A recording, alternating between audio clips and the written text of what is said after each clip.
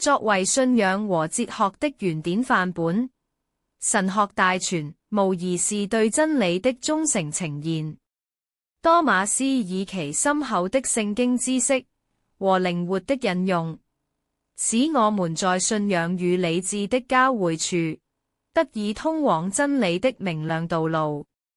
這本書是智慧的結晶，豐富我們的思想與靈魂，讓每一位讀者在閱讀中獲得啟示與啟發。多馬斯的詮釋遠如曙光，清晰而富有彈性。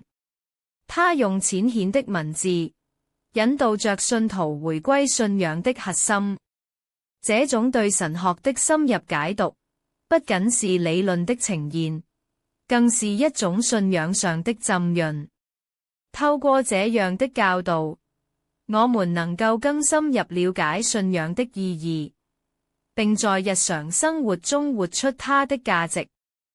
多馬斯不僅是一位神學家，他是一位思想的革新者。